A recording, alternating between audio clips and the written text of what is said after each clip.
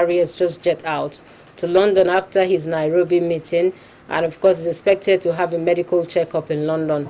But there are some gray areas here, and that has to pertain with the fact that who did he hand over to? Buhari said verbally, as a matter of fact, that his vice president, that Yemi Osinbajo, will have to take over.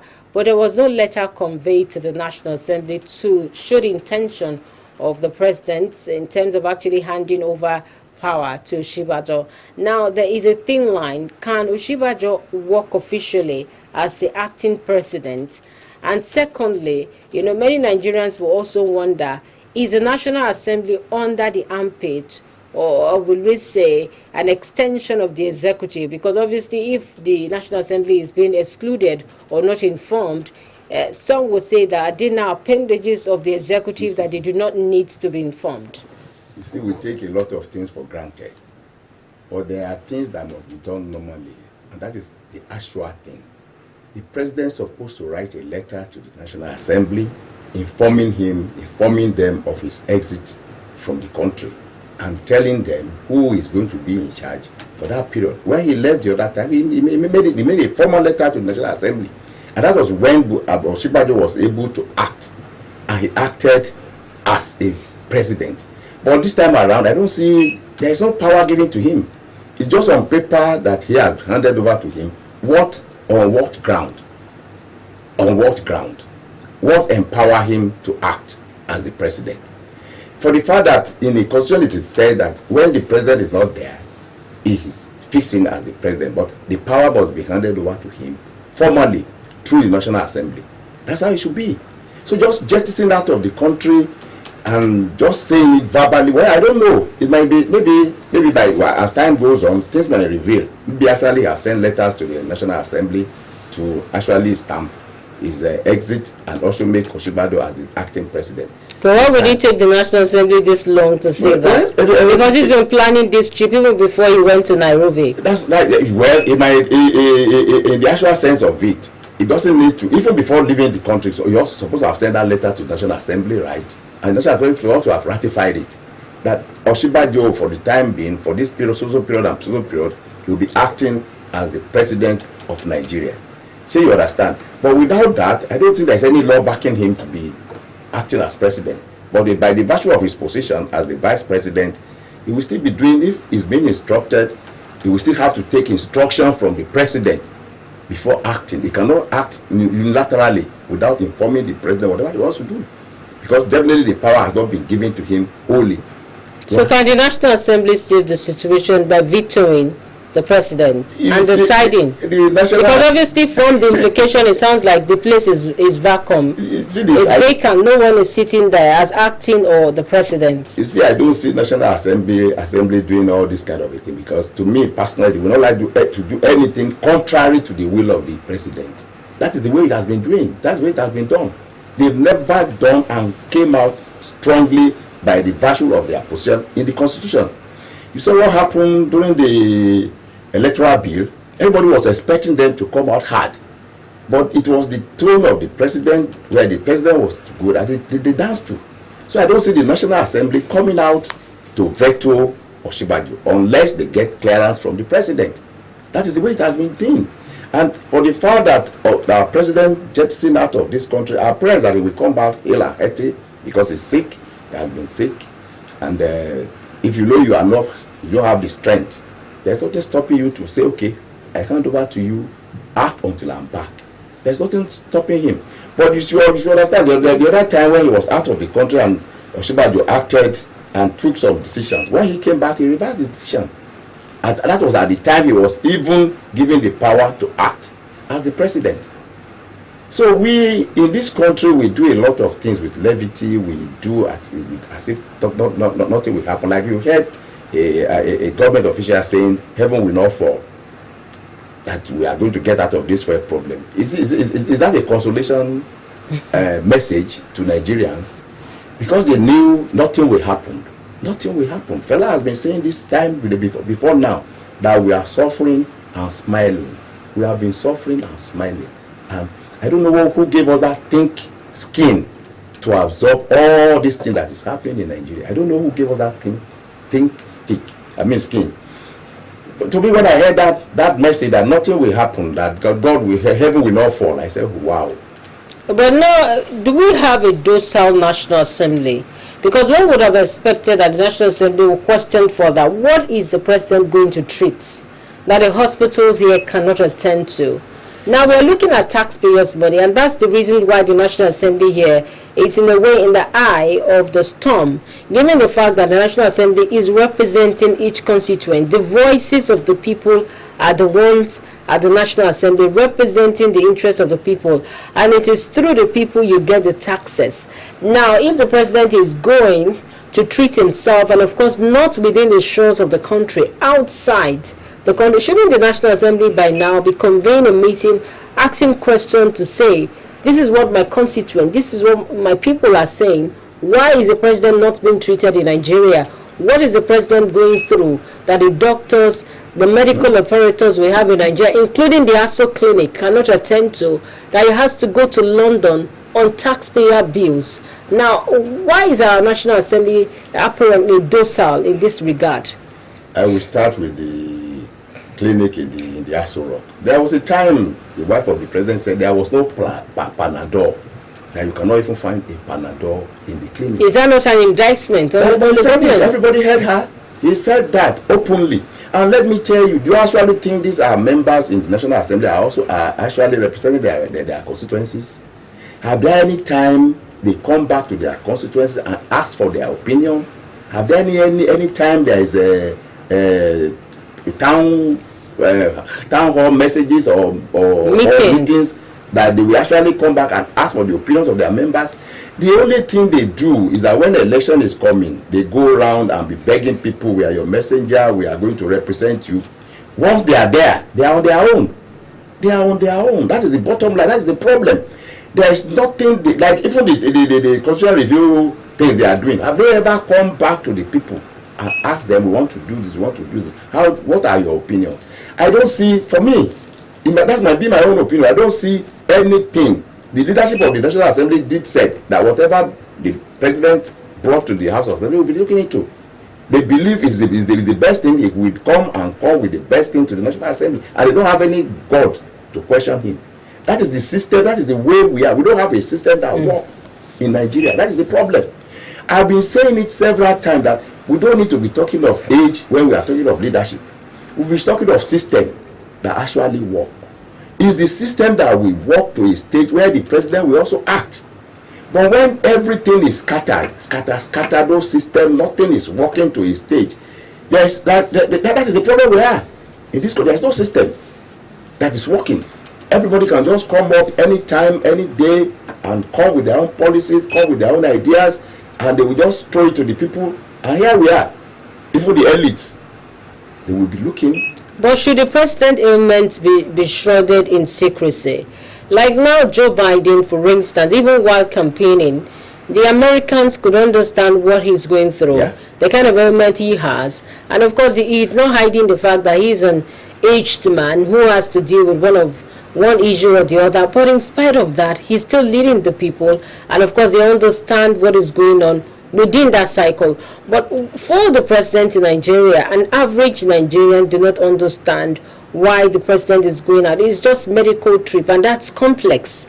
And now it's the taxpayers' money. Who explains that to the taxpayers? You see, my sister and viewers at home, we are, like I said earlier, we are going through a lot of problems, and the system is not working. Like I said, in a situation like this, there is no hidden place for the president. Even if he drinks in Washington, when you go to Washington and you want to go to the White House, everybody is allowed to stay in front, and you will see what is happening in the White House. If they are holding meeting, if the president is walking in the White House, you will see them very close. People go to the extent of protesting in front of the White House, carrying placard. Can you dare do that in Nigeria? Can you dare get close to ASO Rock? Despite the fact that the government, the president is our president, he went around the whole country begging everybody that he should be voted for, but you dare not do that. Why? Are they gods? They are our own. We should be able to get close to them and talk to them. But the system, like I said, is bad. It's not working. And that is why we cannot even ask questions. They said freedom of speech. Who dare you to ask the president what he's doing? Who dare you to probe further? Even the press, can they probe and ask what is actually happening to the president? You see, God he knows what has made us got to this stage. And I know definitely we are going to get out of it, because the Egyptians, the Israelites, when they were in Egypt, God planned for years, and he made them have somebody that actually brought them out of Egypt. And I know definitely very soon we will get out of our own Egypt. And the Egyptians we are seeing now, we will see them no more. That is the bottom line. Nobody, the state of the health of the president should be known to everybody. Why should we hide it? Àwọn èèyàn Yorùbá máa ń sọ pé ẹni tó bá máa sin èèyàn bàtà bá kú, a kì í fara pamọ́ fún. The country belongs to all of us. Why are you hiding? Why are you telling? Why don't you make what is? And it is also said, a disease exposed is a disease cured. There might be even traditional healers that can actually treat the president. All these herbal people. If it is exposed, this is what is happening to me, this is what is happening to me. There might be volunteers that will say, I will do it. It's not everything that is orthodox. There are a lot of things that our herbal people are doing, and they are getting over it without even going to hospital or going to, but you must expose it. It's when you expose what is happening to you that people will come to your aid. That is the problem. That is the thing. That's the bottom line. But I don't know why, like I have rightly said, the government, the president, and the people living around him, you even knew what happened during Yar'Adua's time. The body was brought into the country before everybody knew about it. Why? Why are we hiding things? Why? What problem? You haven't seen circumstances that have been going around the whole country that this is the president is all this. But we don't have to say all those one on air. It's because there are shady things that people are not actually knew what is happening. That is why all those rumors here and there. But if everybody is brought to the light and we know eventually what is happening to the president, we will all pray for him. He's our president, he's our leader. And whoever is our leader has been chosen by God to lead at that particular time. And there is a purpose for it.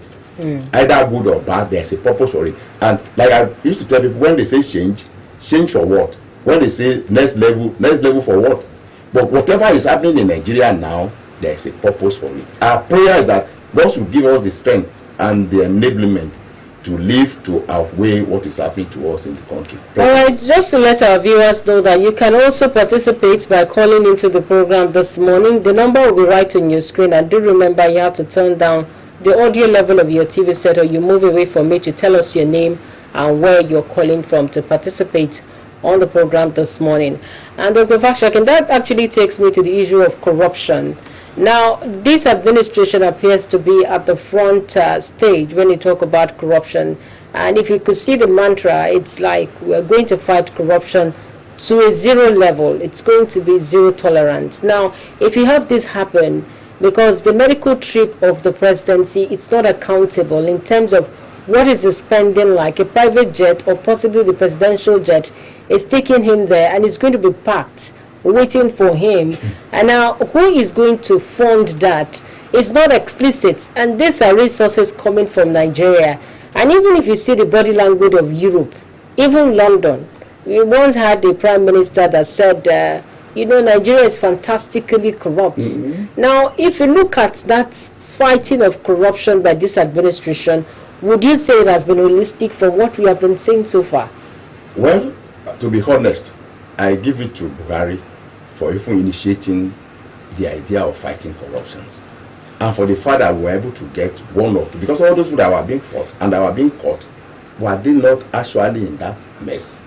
They were in the mess. That is why. But there are cases that have been in court before this administration. Yes, it's true. But like the likes of Jolly Yame, that has still been there. They've been convicted, but those cases have been there before he came. But the fact that there is more of corruption cases during his own time, that's why I'm giving it to him. But the fact remains that people have been saying when you leave your political parties and you run to APC that you'll be covered.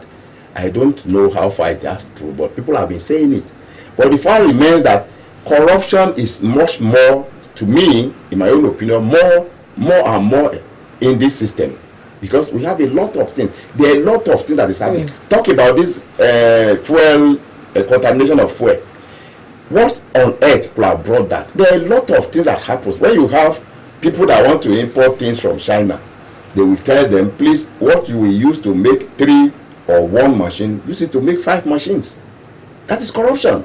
And I'm quite sure there must be corruption endemic in this fuel subsidy, in this fuel saga. How can on earth people import fake fuel? It ought to have been tested, the quality, the quantity, and everything ought to have been tested, even before distribution. So corruption is a level that everybody's, and I used to say it, every Nigeria is corrupt. I've said it severally. Let me give you an instance.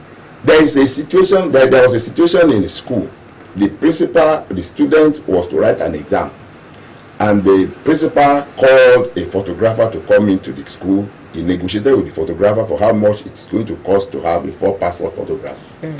The photographer told the principal that it will cost 350 for 8 passport photographs. The principal assembled all the teachers and told the teachers that tell your pupils to come with 500 naira tomorrow for 4 passport photographs. He has increased it 150 naira. The teacher, when they were assembling the pupils, they told them by tomorrow come with 650 naira. It has been increased. You can see the level of corruption now. And when the people got home, they told their mother, please, mommy, we were asked to come with 800 naira for passport photograph to school tomorrow. The mother told the husband that your son will be needing 1,000 naira for 8 passport photographs. You can see the chain of corruption. So is that everybody in Nigeria, I'm sorry to say this, every corruption is as the stage of your power. You and it cannot be checked if we don't check ourselves, right from our home, right from our family, right from our working place, right from everywhere. Corruption is stages. It's just it's epidemic. I don't know. It has gone to the fabric of all Nigeria, and I don't know how we can get out of it. But it happens the other time when Buhari came in as a military man.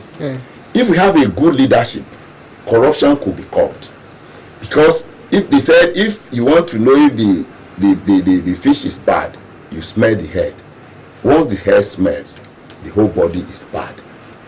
If the head is good, then the whole body will change. I could remember when we have a vice chancellor at the University of Ilorin, that's Professor Oloyede. He came to office by 7:30 will be in the office. All those people that were wayward, that were not coming on time, when they knew that the vice chancellor would be on his seat by 7:30, everybody woke up and they started coming to school early, and that has been the yardstick in the University of Ilorin up till now. Even the current vice chancellor will get to the office by 7, and we may not even leave the office by 8. So who are you working under him? Because at that time, just by 8 o'clock, we just take a walk around some of the faculties to know who are not. So we don't even talk. Body language, check all those who are working under him. The same system can work. If the system is working, everything will work. You don't need to shout. When you saw you laying a good example, then everybody will follow. The system is not working in Nigeria. I've said it several times. It's not working. Our leaders are not showing good examples. And the followers are not also helping matters. If you come to power today and you are appointed as a minister, the first thing they will do is that celebrating is our time. Our time has come to take our own national cake. And if you are not even, if you are so innocent that you don't want to do that, your followers will be asking you, when do you want to get something? This is your time. That is one of the problems. The followers and the leaders are not helping matters at all. No matter how innocent you are, the followers, if you have questions, you cannot do that in America. You cannot just come up and buy a car just like that. You will be questioned. How do you get about this? What's your income? They will question you and ask for your income. How you can? They live luxurious life in America. They live very happy and very things but it's on loan. You get loan to buy a house. You get loan to ride a car. You get loan for everything, but you live a good life. Even after you're dead and the loan is still hanging on you, who you have come, you have only one life to live, and you have lived that abundantly. And that's how it should be in Nigeria. If everybody is being comfortable, you have good home, you have education for your children, you have everything you need, why must you take government money that doesn't belong to you? because provision has been made for you. After retirement, you know you have a home on for yourself. There won't be any need for you to a month worked for. I'm comfortable. I have a good car. I have a good home. My children have been given scholarship to go to schools.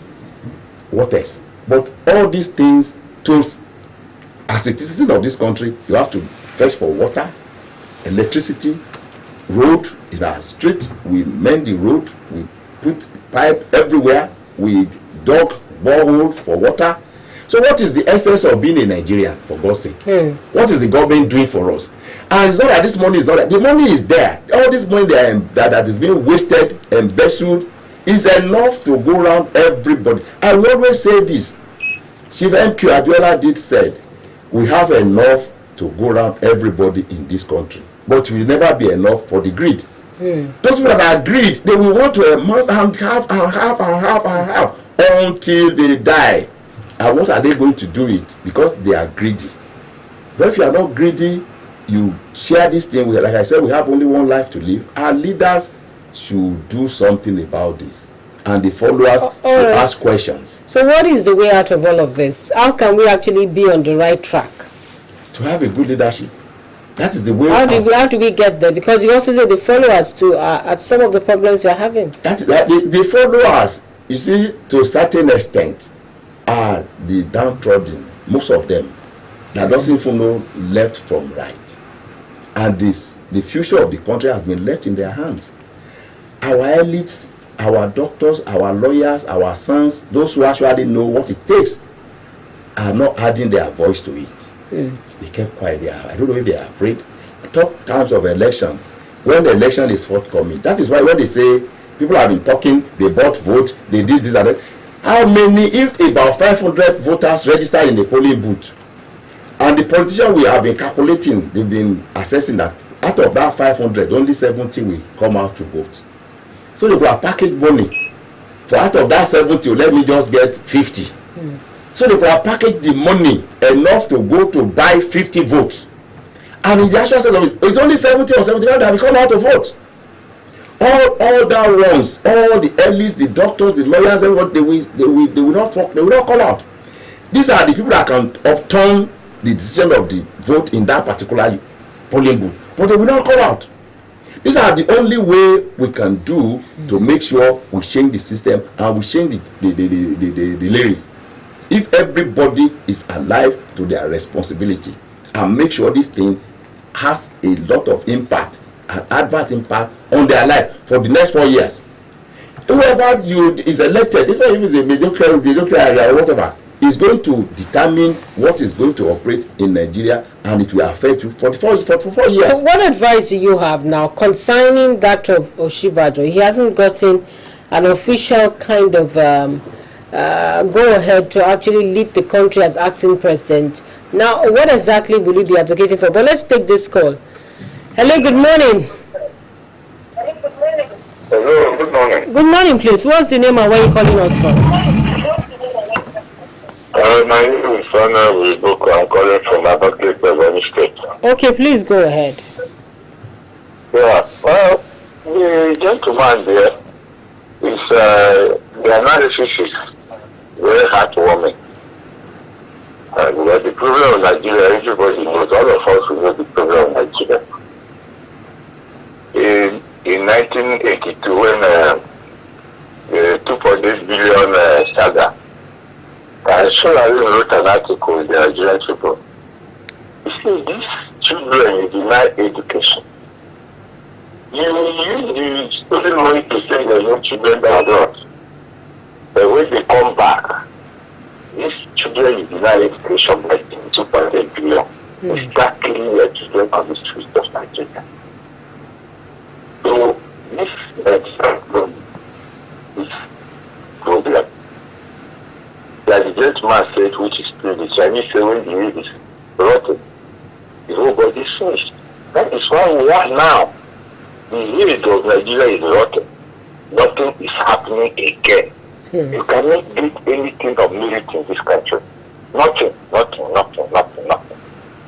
In the courts, in the passport office, in the travel agents, wherever you go in Nigeria, for you to get what you want, you must breathe. So it is now become a rule of life. So you don't expect nothing, you don't expect something or nothing. So the leadership show us the way. If the leader is alright, the people who are following will follow. So that is the problem. The election we are talking about, the same problem. They say they are INEC now, the electoral act has been approved or passed.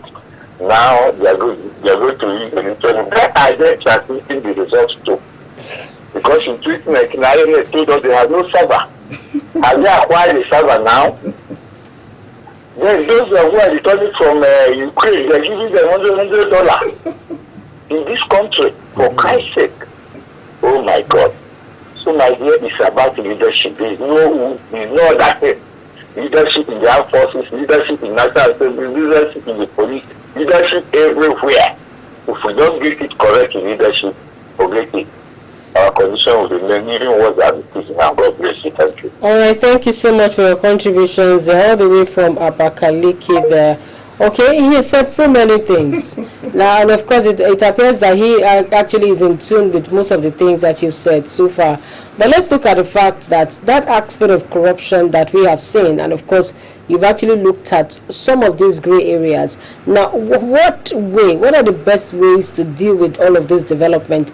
A letter, obviously, we've not seen the National Assembly say that a letter was conveyed to them by the president asking to have Osinbajo act on his behalf. Now, what are we going to be plunging ourselves into? We don't know how long it will take the president to treat whatever ailment is going out there to treat. Now, what is going to happen to the seat of the presidency at the time when Nigerians are preparing for another election year? Well, Osinbajo still remains the vice president. And by the virtue of his position, if the president is not there, he acts. But there, like I said earlier on, there is no official letter to back his position. So what is he acting on? So he will still be doing his work as a vice president. That is the way I see it. That is my own opinion. But whatever the president is supposed to do, he can still fix it, but he may not have authoritative power to actually also pay Bashewa.